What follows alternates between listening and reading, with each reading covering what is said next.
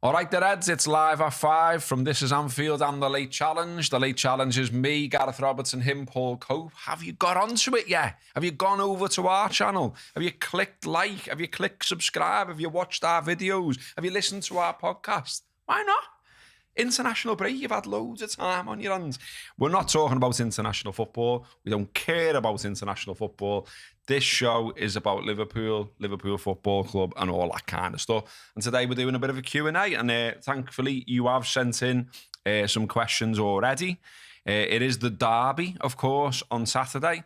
We welcome Everton to Anfield, 12:30 kickoff.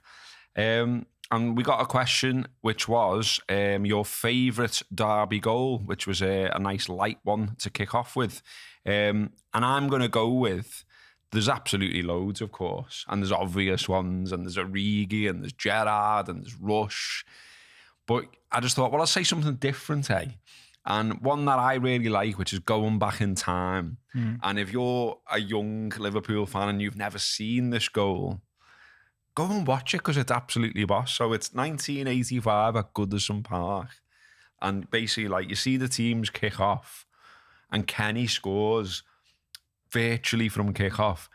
And it's absolutely gorgeous. Like, it's one of them shots where the ball's just so true. Do you know what I mean? Yeah. And the ball doesn't seem to move. Goes from his foot and it's just gorgeous into the back of the net. And when you're watching it, you just think, because I wasn't there and I wish I was, you just think, oh, I wish I was behind that goal when that went in. Do you know what I mean? That just looks gorgeous to be behind. And it's on YouTube, so you can look that one up if you don't know it. Any that come to your mind? Well, when you said that then about like going back in time and a different choice, because obviously, you know, in recent times, the Origi one you've put down here. Unbelievable. It's like obviously springs to mind. But like my iconic one from when I was growing up, that is one of, and I would say it's in the 89 final. It's one of Rush's goals. It's the one where he puts it into the corner and it knocks over the camera. That's 86. Is that 86? Yeah. Where it knocks the camera over, yeah. You're just a bit older than me, so I was only 6 years old when that happened. So. We recreated that, like me and my mate tonight. And so when we used to play footy on the field after that, we used to put a can in like the corner of the goal. And like, you know, when you were playing like 3 and in or whatever, like if you scored a goal and you do, or we did anyway, I don't know if everyone did, we'd always do like, when you were just playing with your mates messing around, like do commentaries anyway, do you know what I mean, as you're playing. Yeah. But if you knocked the can over, that was the camera in the corner of the Wembley net. Love it. So yeah, we always used to do that. That question was from Fitzy, who is a regular watcher of both This is Anfield and The Late Challenge, so he is therefore the best type of man. Yeah, well, in Fitzy, you win, lad. So what else have we got?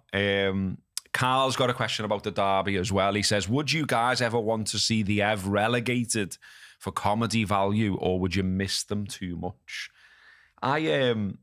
I'm always dead torn on this. We did this on The Late Challenge. I was just going to say, we got into it properly, didn't we, like a few months ago? And it was one of the clips that sort of went sort of semi-viral via our numbers. Like, quite a lot of people watched it. And I think when there was a real jeopardy of it actually happening, after years of taking the piss out of them and joking about them and all that kind of stuff, when the jeopardy was there and it looked like they could actually go, in the 40-odd-year-old version of me, I actually was like, I don't think I do. Oh, really? Yeah, because for years, like, you know, like I've obviously had like, you know, gave stick to mates, got stick back, you know, being involved in the Anfield app. Fair to say, I wound a few of them up, and you know, and vice versa, and they used to give me stick and all the rest of it. But you know, when we had that jeopardy fairly recently, I was thinking, I like the derby though. Do you know what I mean? I do. I'm really looking forward to the weekend, because it's still one of those games that I haven't gone to the game for as long as I have. That one still feels different, and it's good, a good difference. And I know like there's a lot of bitterness that's, you know, creeped into it, and there's a lot of unnecessary stuff around it now.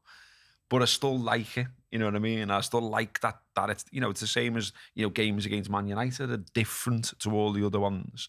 So the idea that you'd lose a different game, I don't like that. But I can remember you saying I think you were quite into the idea from a very practical sense, weren't you? If I remember your answer. I think that was the clip. Like if you just took, if you took them out of the league, wherever they finish in the league, whoever you replace them with, we're more likely to get 6 points from.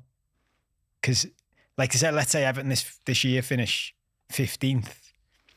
The 15th place team in our league shouldn't have a chance of taking any points off us, really, objectively.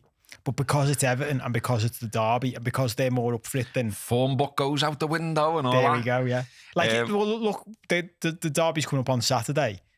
Where Everton are in the league and how they're playing, we should, whoever that was other than Everton, we'd just be like, we'll beat them. Yeah. But because it's Everton, because it's Dyche, there's still that element of, could they take something off us? Like, can they backs to the wall? They shouldn't, but it does happen, doesn't it? Yeah, we've got a Gary McAllister shout, of course, in the comments. Fucking hell, yeah. Because why wouldn't you give that goal a shout? That one will never get old. Yeah.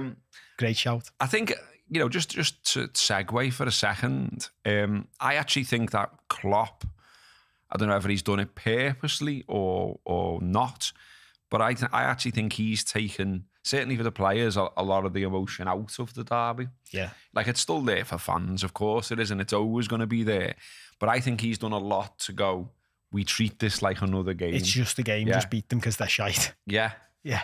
And, and I think he's managed that situation quite well, although there's been a lot of draws at Goodison, though. But we did have the Sadio Mane moment. Yeah. But it's funny that, isn't it? Because I think, I know what you mean. I think there's an element of that. And I do think there's still an element of him respecting them too much at Goodison. And he did it with United for ages. I remember, like, there were times we were playing United and I was like, you're respecting these too much. They're shite, just beat them. And then I think it clicked. I think it changed. We were playing United and it became, these are shite, just beat them. Yeah. And that's when we battered them a couple of times. Started tonking them. Long may that continue. I mean, I think with the derby, there was a time, I can't remember the time, but there was definitely a time where you could tell that he didn't want to get sucked in about the questions about it. He didn't want to be like Benitez-ified, if you like. Yeah. Like, he called us a small club, and then we're off then, aren't we? You know what I mean? Give them something else. Yeah, you've gave them toffee, to use a phrase, and something they can cling to, and something to motivate them. I think he's been very careful to never do something like that about the derby, although he did run on the pitch, like... that's funny, that, isn't it? Because that's the difference between sensible Klopp in his grown-up world and what we've just been talking about on our show that'll be out this week. Like, when it just emotional Klopp, she just gets to you. Yeah, like that the fella running on the pitch and kind of going, look at Klopp. It's like, that's gone, and understandably so, given the context. And like, we were all doing that in the stands, weren't we? So. Ben Finney asks, what is your favourite Liverpool book of all time? Oh, I'm not sure I've got one. Well, I thought, because you read more stuff like this than I do. I don't read that much. You mentioned something on the Late Challenge podcast that we've just recorded before this, and I wondered if I asked you this question, you were then going to say it. I think Brian Reed's book, 30 Years with the Same Bird, I think it's called, or it might be more than 30 years. But either way, I love that book because I think... Is that the book I was referencing? It could have been. Story, yeah. It could have been. But I love that book because it's not just about sort of, like an era or a player or whatever. It's about being a Liverpool fan, and it's about growing up in Liverpool and being a Liverpool fan. And like, he's a good writer, he's a funny fella, and it's a great book. And if anyone hasn't read that, I'd heartily recommend that, because I just think it's a nice book. Yeah. You know what I mean? It's a really good book, and it's different from other footy books.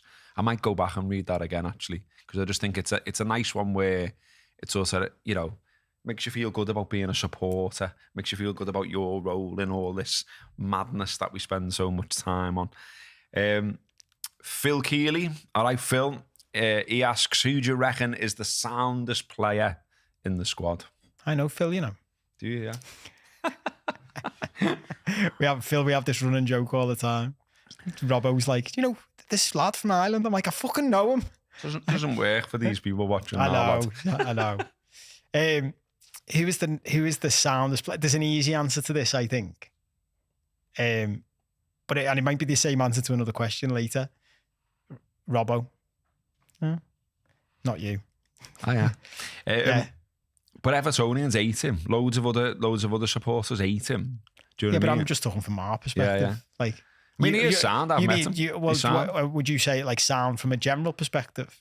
Who's the soundest? Who do you reckon is the soundest player in the squad? So, how are you interpreting the question? Like, are they sound? Nice to everyone. No, are they sound? Yeah, but I think Andy Robertson's sound. So, like, who would you go for a pint with? Yeah, funny, but like, I mean, fucking. Do you think Virgil's sound? We're getting into our territory now, aren't we? Of our podcast, like how deep that could be a whole hour long show. But how are you defining sound? I don't know how else you'd define sound. Well, I think sound. Like what's sound to me? What do I think a sound person is? I like people who like, I've got a bit of edge to them, and I do this podcast with you, don't I? So, like, and I think that's. I think that's Robertson. Do you know what I mean? He's funny. You'd have a laugh with him, but also he'd tell everyone to fuck off. I always think, I swear on this show, and then afterwards I'm like, so we meant to swear? Can we swear? We're grown up, and so is everyone watching. Say what we want. Yeah, Virgil's. Can I say? I'll get people giving me shit for this. I think Virgil's a bit boring. Do you? Yeah. I think he can be. You wouldn't fucking tell him. I wouldn't tell him to his face. Too big. Although I saw him on the Gary Neville thing and his personality came out a bit more. I think he can do that thing that lots of players have done in the past. I think Owen and Shearer were like famous for this. Of like when they're giving interviews, Joe, after a game, being very like straight bath. Diplomatic. Never, don't show too much emotion and stuff. Whereas Robertson is more likely to have a bit of a laugh. Do you know what I mean? I was trying to think of it. Is there another one who's sort of left field answer? But I'm Trent. not sure. What's your answer? I'd say Virgil, but I mean, I'm probably biased by the fact that I met him and he was dead sound. Oh, there you go. So you know what I mean? So therefore I remember him being sound, but Robbo was sound as well. Done a couple of things with him back in the rap days, and he was sound. I think we've got a lot of sound players as well, it's worth saying, because it gets referenced not just by us, by lots of Reds. We've clearly got a policy of signing sound people. I was just going to say, we talked on our Patreon show last week, didn't we, about knobheads in football and the Preston North End's manager policy of signing no knobheads. Yeah, and we said, I think we have that, don't we? I think that is a Klopp thing. Yeah. Like, you've got to be sound for me to buy you. Like, you can bring in a player who's a maverick who might win your games, but then he might upset the rest of the squad. So is it worth it? And I think Klopp concludes no. Yeah. Like, I'd say McAllister, it comes across as a very sound lad. Yeah. Do you know what I mean? Very stable, very... They all do, don't they? There's not really any of them, I don't think, and there hasn't been any of them for a long time. You probably... The last one you can sort of remember causing any shit, really, Sacco, isn't it? And he was quickly ushered out the door, and then I don't really know what went on with Jordan Ibe, but I remember the old classic of, like blacking out his social media and him leaving not long after, and obviously he's had some troubles. He's just re-emerged in the National League, hasn't he, for Ebbs Fleet, I think it is. Has he? Yeah, at 27. That's mad, isn't it? So fair play to him for trying to resurrect it all and all that, but he's had a bit of a mad time, hasn't he? So I'm not judging him. I'm just saying there seemed to be an issue. We didn't really know what it was, and again he was ushered out the door. And I don't think Jürgen was ever the biggest fan of Shaqiri, really. Either was he? I think he was. For different reasons, though. Probably he was a bit too maverick. He was a bit too maverick. Well. Yeah. I saw a little clip the other day of us scoring a goal, and he popped up, and it made me smile. It's like, it's mad that you used to play for us and we're boss and won loads with us and played a key role in loads of big games. He had some unbelievable skills on him. Like, I remember being out in America for pre-season and played Man United, didn't we? And I think that was his debut when he scored an overhead kick. And then interviewing him afterwards, and he just goes, "Yeah, son." Yeah, I remember that interview. What? Just what I do. I think someone said to him, "Was it the best goal you ever scored?" And he was like, "No." Nah. Hoes score goals like that. It's like overheads every day, lad. Yeah, no problem. Just there in his back garden doing overhead kicks every day with his kids. Chris Cop, previously the man behind the Cop magazine back in the day. Hi, Chris. He asks, if an outfield player had to go in goal like Staunton did in the 99 derby, who would you put in and why? Didn't this come up last week, or was it off air when we were talking about this? Like, I remember those days when players. It felt like when we were growing up, players were always going in goal, and I loved it. I loved outfield players. I guess we didn't have sub-keepers back then, did we? I loved it when that happened. And everyone loves that because, it's the whole rigmarole, isn't it? Of like, they're putting the keeper's shirt on, they're putting fucking round, putting the gloves on and all that. And you're like, what's he going to be like in goal? But I always love it as well when it's like, Joe, that it sometimes happens where the keeper's been sent off because he's given away a pen. So the first thing the fella has to do is face a pen. And you can see the fella taking the pen, shitting himself a bit. Yeah. Because he's like, got no if I fucking miss this. Yeah. All them things, all those, he always goes to his right or whatever. Yeah. No idea. Who knows with this lad? Like, which way does Steve Staunton dive and goal? Who do you reckon then? Well, this was the other question I was referencing because I think Andy Robertson would be. He's only little though, isn't he? I know, but I think he's wily. Do you mean? I think he. So this is my theory on goalies. And I always have, do you know when you have little regrets in your head? Like little mad ones? I remember for the Anfield Wrap, I went down to Sky to do a Sky Sport once a few years ago.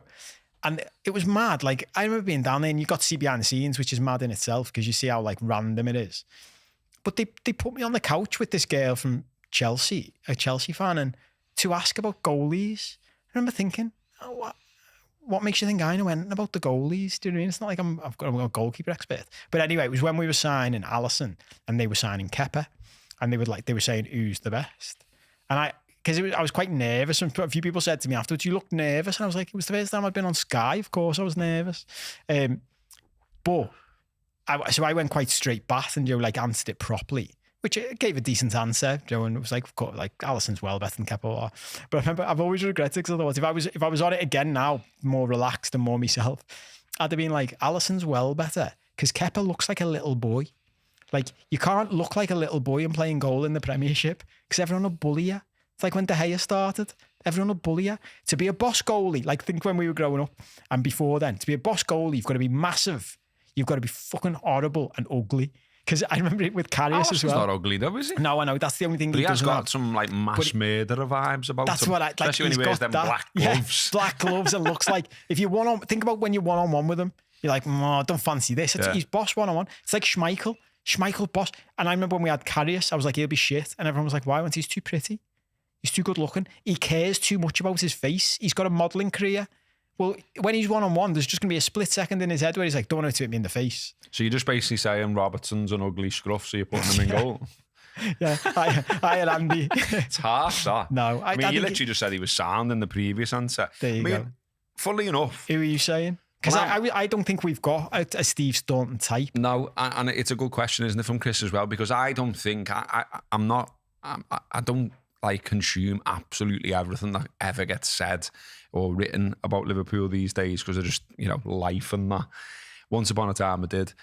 But I don't recall seeing anywhere either an answer to this. So, sometimes it'll come out, won't it? Like in a certain squad. Oh, yeah. He's quite decent He's good in goal. Yeah. But I don't think it's come out of this group, if anyone is. Oh, didn't Endo? Didn't they show a clip of him? Endo? I'm sure there was a clip on like LFC a couple of weeks ago of him, and maybe I've dreamt this, of Virgil van Dijk having shots against when he was fucking boss. Really? Yeah. So maybe my answer's Endo. But even though he's small, I know what you're going to say, he's small. My answer for everything's Szoboszlai these days. But I can't have him in goal. But he's too handsome. Too good out. He's too handsome. But he's too good out as well. Like, in no scenario would you want him putting gloves on, would you? Because he's going to win you in the game. Yeah, that's true. By scoring, an absolute barnstormer. I know he's not always in the first team, and I don't know why, and I don't know what this is based on, and he's not the biggest lad either, and all of that. But I've just got an inkling that Tsimikas would be good in goal. I don't know why. I had Tsimikas on my list as well. Just because he's a bit mad. Yeah. Do you know what I mean? And you think goalies are always a bit mad, a bit maverick. But that's where Robertson's high on my list for that. So it'd be interesting. And you know what? There's a show in this. These are all left backs. Is there something about left backs being a bit mad and therefore being good in goal? I think we're just assuming our left backs would be good in goal. We've got no one. I was looking in the comments to see if anyone had thrown in saying it's going to be X, but no one. No, so no, it mustn't have been said anywhere. No, yeah, it mustn't have been said anywhere. So that's a good one. That Axel Wright keeps asking me to do stuff on this, so I'll do stuff on it. I'll ask the question. He wants us to do full podcasts about it, and I'm like, you can't make allegations about people on podcasts or on videos if you want to carry on doing podcasts and videos. But he's thrown it in as a question, which we can answer. Are match officials and the PGMOL anti-Liverpool? What's your answer to that? What do you when think? I started reading that question before, I got to the end of the sentence, I thought he was just going to go straight into, are they corrupt? And I was like, no, I don't think they are. I do think with my day job and loving to study humans and behavior and psychology and all the rest of it, I do think there's some sort of psychological thing in there now. I think I think we've done... Because there's clear beef that's happened, doesn't it? Tierney and Klopp and things like that. I think we haven't done ourselves any favours. And I've said this for years, even with the crowd. I've never understood as a crowd why you would have a go at the referee. What, like he's suddenly going to go, oh, sorry, lads, I'll help you out now. He's going to go more against you, isn't he? And next time he comes to your stadium, he's going to know you don't like him and he's going to go against you even more. So I do think there is a little bit of that going on. You can't watch the way Mo Salah is treated as a footballer and think that he's being treated objectively by officials, because he just isn't. And I know what fans of other clubs say, but that's because they only watch Match of the Day. If you watch Mo Salah week in, week out, and how he gets treated by the players he plays against, is it even his face when he looks at a ref and's like, no, you're allowed to just grab me by the neck and drag me down. On these things, it is... I think that, you'd have people who collate clips or collate mistakes or collate times when, you should have got a free kick or you should have got a penalty and didn't. And that's all good. And I get it. Yeah. And you can then point to that and say, why did all of those things happen to Liverpool? Have you spent the same amount of time collating the same clips about every other player in the league, about every other team in the league? Yeah. And I thought you were going to say... No one's got the time, surely. And I thought you were going to say the other thing as well, which is the flip side of that. Because if you say that to any other fan in the league, they'll say, well, I can compile you a list of all the ways it went for you. Yeah. I saw that with the VAR thing the other week, that you sent me a thing and it was, Joe, a list of all different things and someone had compiled of Liverpool events, not just the apologies. And I was looking at it going, yeah, well, not only are some of these a stretch anyway, you're not looking at any of the counter argument. And we do get loads of things our way as well. So there's a psychology, the flip side of it, which is the fans, our confirmation bias. Once we believe they are anti-Liverpool, your brain will find all the ways in which they are. Here we go again type of thing. Yeah. Someone's give a shout there for saying that Darwin in goal. I could see that. Yeah, I quite like that. I could see that. He's mad. He's mad, yeah. I think he gets sent. Yeah, he'd get sent off. You know what I mean? Yeah. He'd just come and karate kick someone claiming an eyeball and he'd be off, and then someone else would have to go in. Joey might... I know this question isn't in there, but Matt's just said as well, Jose Enrique went in goal, another left back. Oh yeah. There we go. There's a thing in this. There's a theory. Someone do a dissertation on that in uni somewhere. Yeah, I think Darwin Núñez, even as you said that, then might secretly be one of my favourite players. He's pushing. He's up there. Oh yeah, there's something about him in that respect. Mad.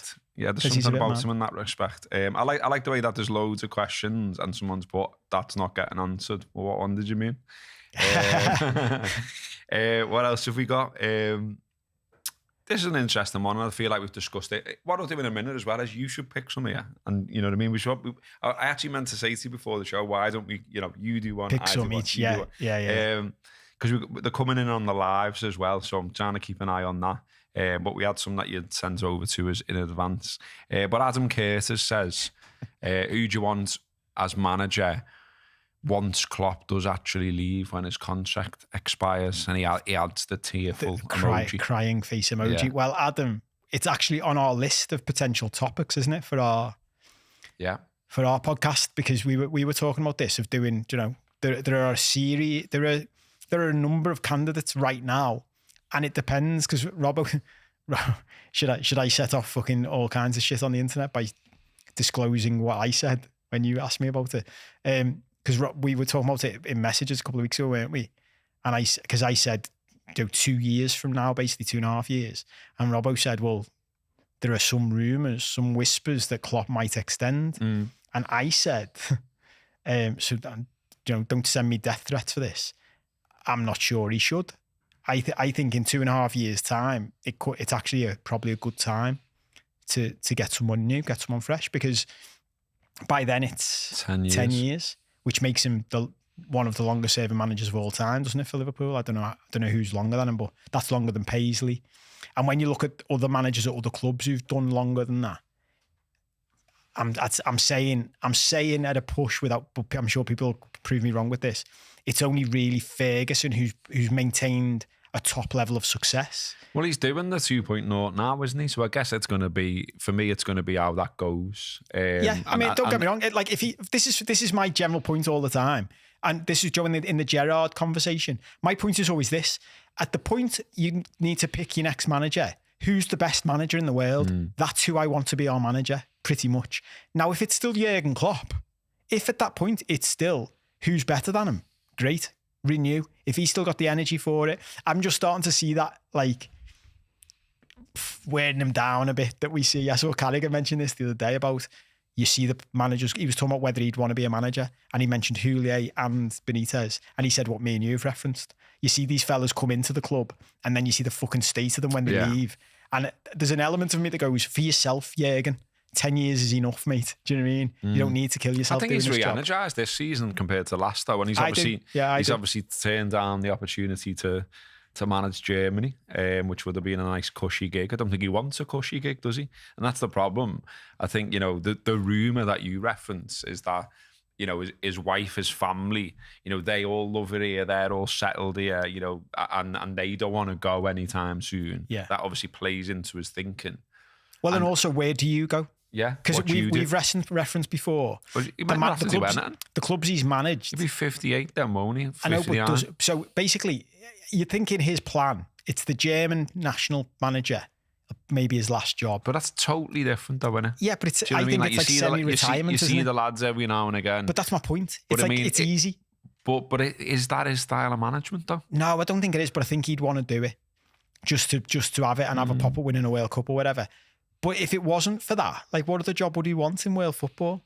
I think he likes his 3 that he's had. He used to do a bit of punditry, didn't he? He could go and do that. Oh, they'd be fighting over him, wouldn't they? Yeah, he'd be really good. People are saying Zabi. We didn't answer that. So my answer, well, we were having a love-in with Ange Postecoglou, weren't we? And you said he's a bit old as well, even before he said he wouldn't replay the match. Yeah.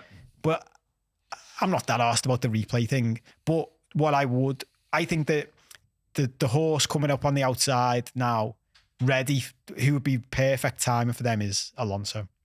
Yeah.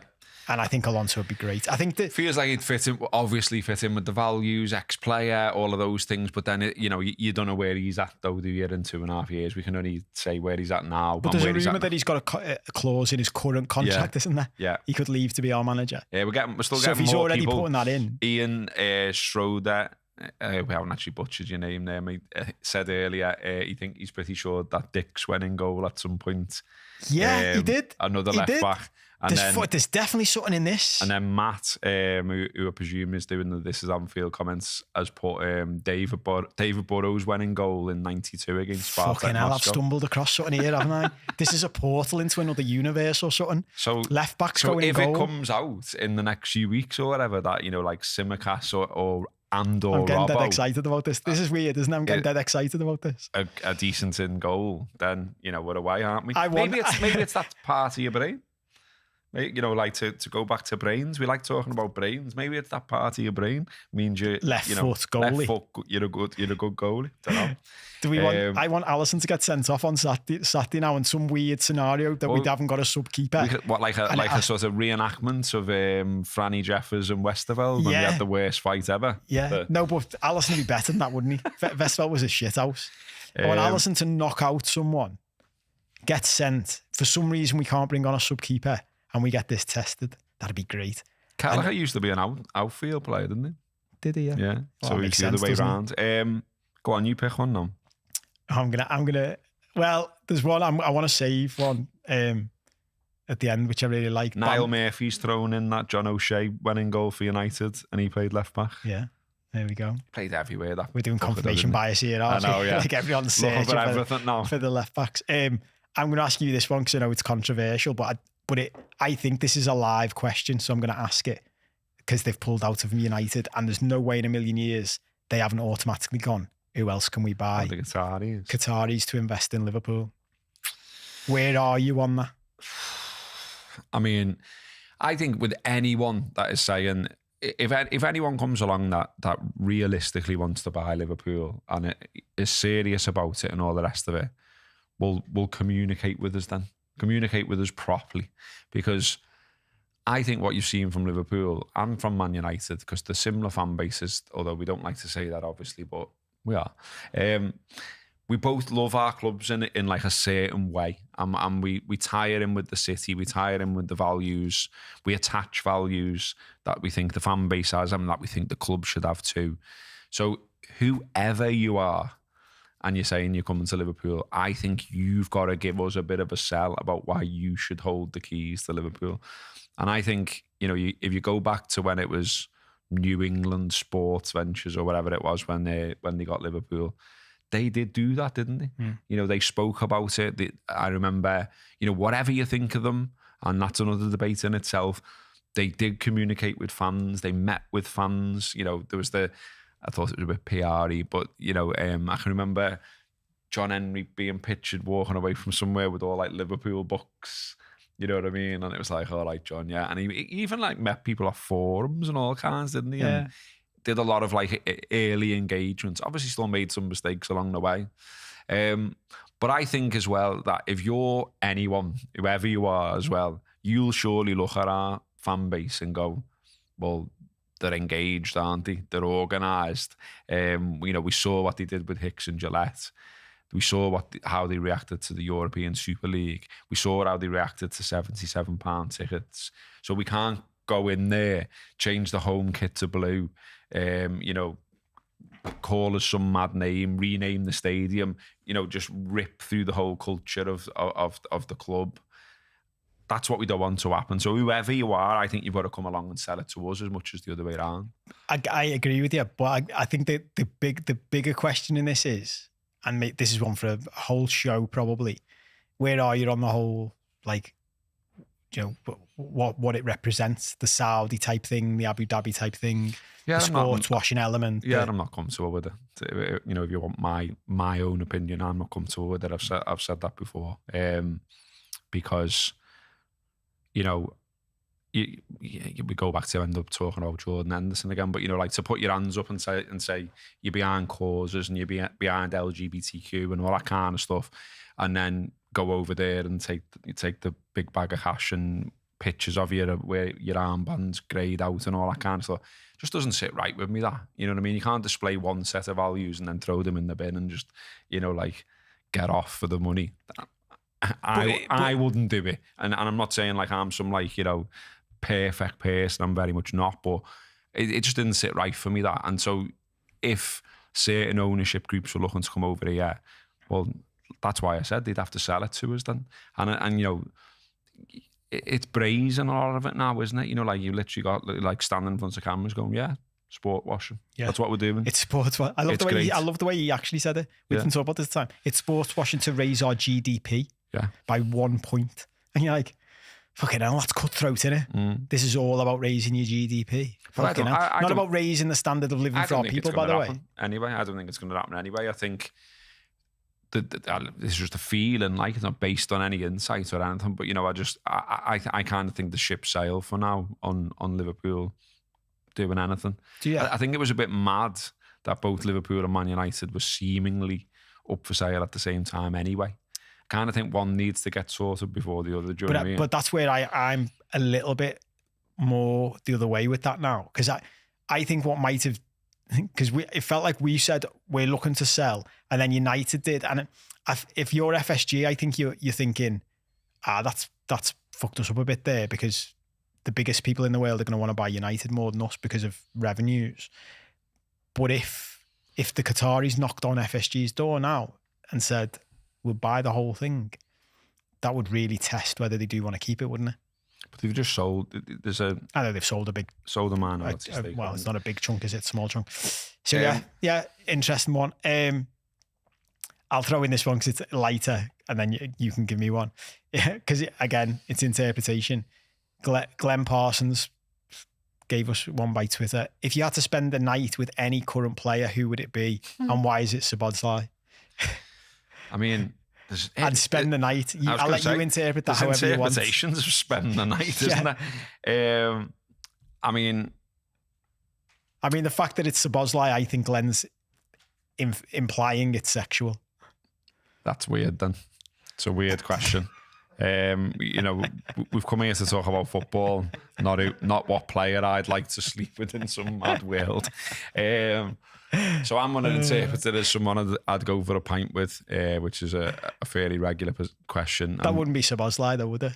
Would it? I don't know. I wouldn't mind a pint with Szoboszlai. Yeah. Just ask him what he's about. I like how he's answered some of his questions to the press so far, as well as how he plays football. I've been to Hungary as well, so I'll be able to have a chat with him about Lake Balaton and that, and Budapest and all the rest of it. Go out for a goulash. Yeah, good goulash. I like that. It's nice. Bit of stew. So yeah, I feel like we could bond. You know what I mean? So yeah, I'd go out with Big Dom for a night on the lash. I won't go to bed with him. That'd be weird. That. Like the way you just clarified that. Okay. Soz Dom. Dom's at home going, fucking hell, lad. Tony has asked if you could do an over or under on the length of Pickford's arms, would you say longer than a king-size Mars bar? I love this question, Tony.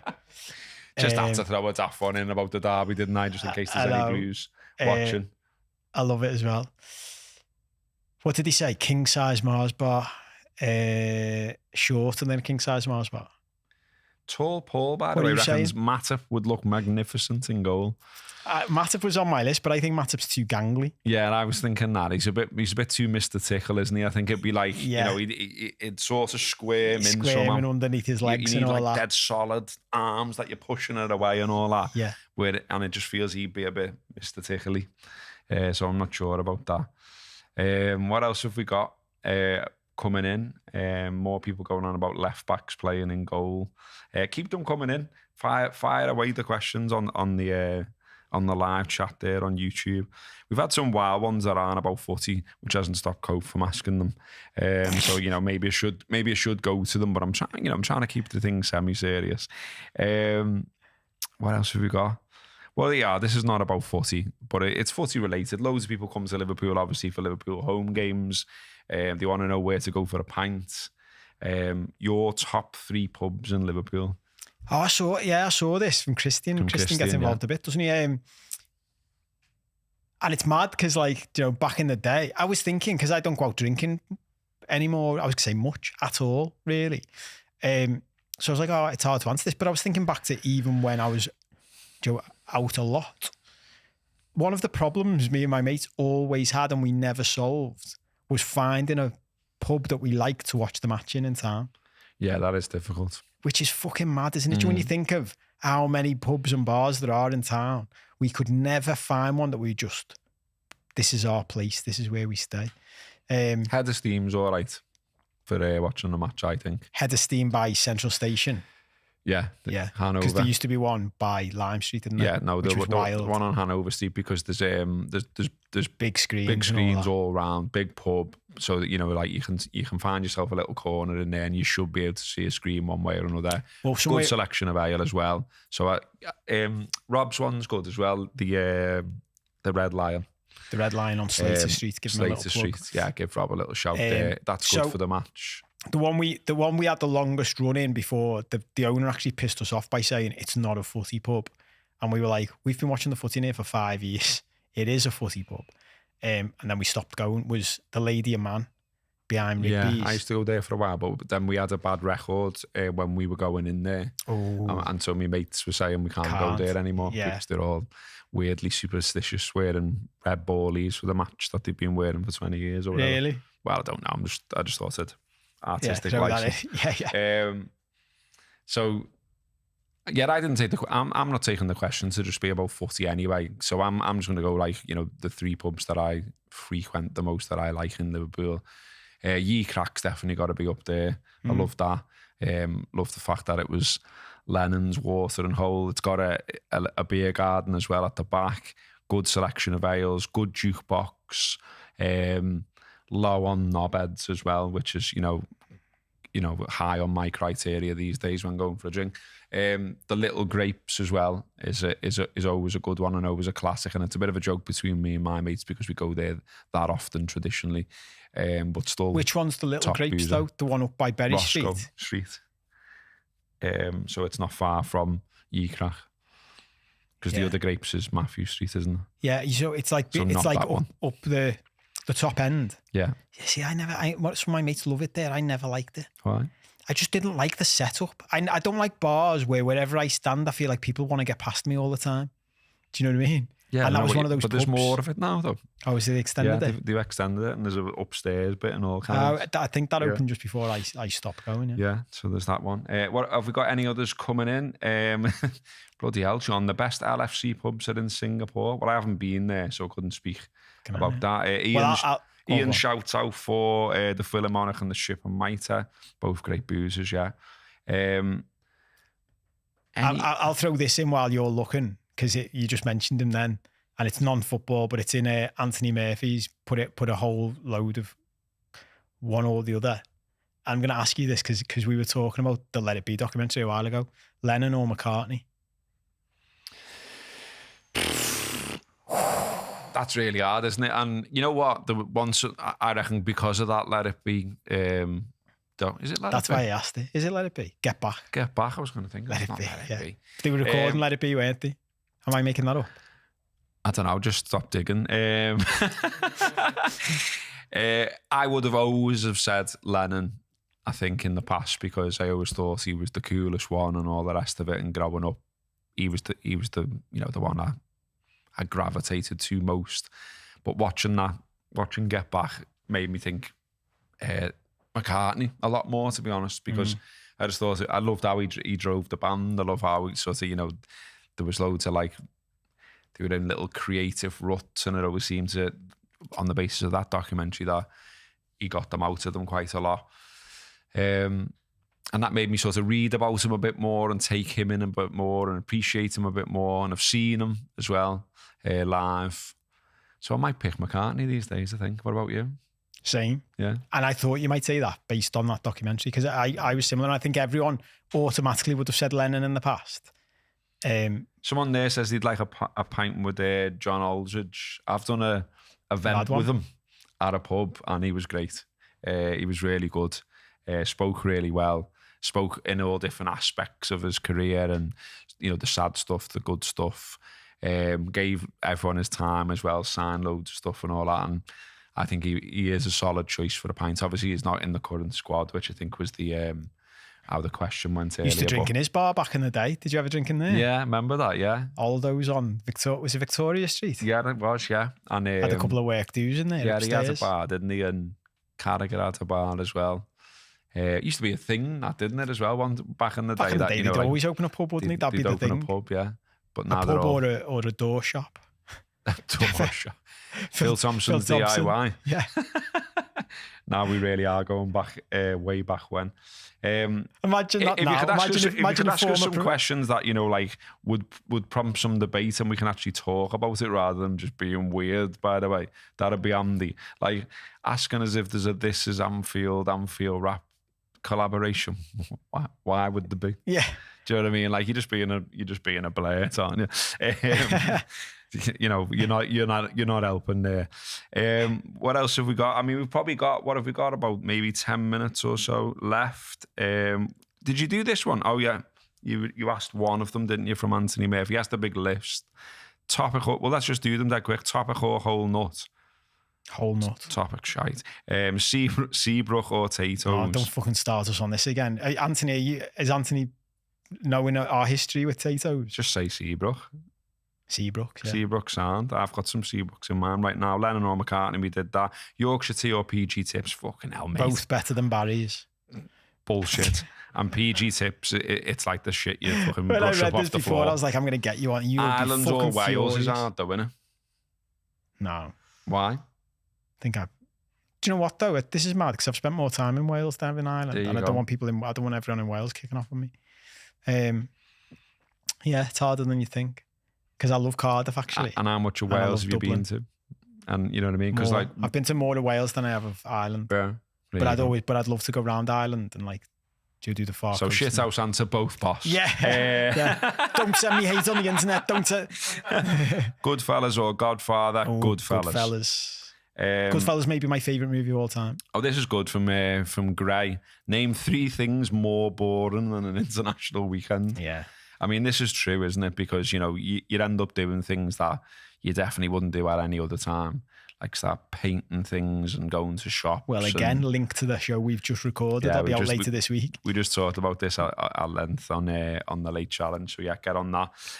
Randy, this is a good one from Andy. Let's just, because that is covered on that show, to be fair. So let's get them to go over and watch that. Yeah. Later in the week. Let's talk about it in depth. Randy, Barry Hercules 3. That's a mad. So you call Randy Watson, but your art is Barry Hercules 3. I mean, that's a show in itself. He says, apart from Anelka, has there been another successful loan signing? And then he says, P.S. I still regret not signing Anelka.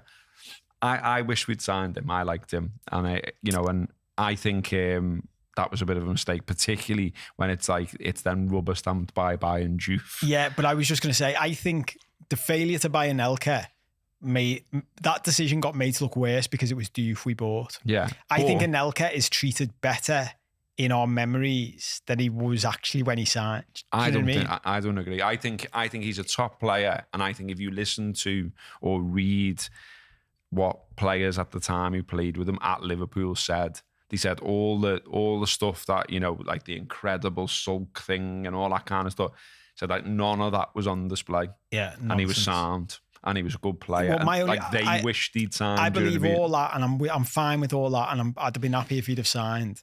But I'm just talking about his goal scoring record. I don't think he actually scored that many goals. Wasn't here that long ago, was he? No, I know, but I don't think his record was that good. It wasn't like he turned up and was banging him in every other game. But you look at his career and you think what could have happened. Yeah, and also it's not just that, is it? It's like his contribution to the squad was big, I think. And he seemed into it, there's the thing. I remember Josh, to be fair, at the Wrap, got hold of him and did an interview with him. And he was still saying, after everything he's done in his career, he was still saying, I don't get why I didn't get signed, and I wanted to sign, and I would have loved to have stayed and all that. He's still saying that himself. Do you know what I mean? Yeah. So it ties into the show we're gonna do that'll be out later this week on this platform. Yeah, on Wednesday on This Is Anfield. So we're talking about the players we could have signed but didn't sign, the ones we came close to, but it didn't quite happen. But yeah, he says in there, Randy Barry Hercules. Has there been another successful loan signing? Do you remember when we got Paul Jones with his massive shorts? Oh, yeah. And he played in goal and we all loved him. Yeah, because I hope no one robs this idea. Don't rob it. Let me write it. I don't know. I didn't want to give this away. I thought of an idea for a piece and I thought it'd be good that who in the shortest space of time became a legend in inverted commas. So what I mean by that, like who do we like the most who was here for the shortest time? Yeah. I think Jones and his big shorts has got to be up there. That's a good call, yeah. I think TT's got to be up there as well, hasn't he? Yeah. Because he was just mad. Yeah. But boss. And obviously he was another one that fell out with Julia and that's why he went. Yeah. But he was a mad footballer, wasn't he? Goals, yeah, but a mad footballer. Yeah. Just a mad fella. I feel like footballers like him don't really exist in the Premier League anymore. Mad the way some fella sat in his bills on the Wirral as well, who created a blag Twitter for him, is still fooling people that he's actually him as well. Titi Kamara, yeah. I know, I love that. Yeah, one of them. Yeah, I can't really remember that many. Have we had that many other successful loans? The comments are wild. I was thinking I'll make sure we've got some comments to go into the show with. But I was thinking, we'll get loads in the... we'll get loads in the thing. Just like people going like Liverpool v Everton. Yeah, I don't know, mate. Yeah. Yeah. Saturday when you were... The show isn't called Preview. It's called Ask Us Some Questions. When I joined the chat the other day, I checked my WhatsApp and Matt had suggested doing this. And you went, yeah, sound. My first thought was, I'm not really watching the comments when we do these shows. So you tell me whether there's going to be enough... sensible questions, but I was glad you put together the Ian the said about that short time thing, speedy. Now I think there's plenty of Reds though that don't think he ever should have been anywhere near Liverpool. But equally, I liked him. I think I know Ian, and he's roughly around our age-ish. And so he will have liked him in the same way because scores against Man United, scores against Everton, and then celebrates in front of their fans at Anfield, and said he didn't know where the away end was. Yeah, brilliant. which is absolutely superb. What an excuse. And then it was Kenny who signed him, wasn't it? And then I think him and Souness didn't see eye to eye, and that was the end of that when he come along. I think I'm right in saying that. Probably, yeah.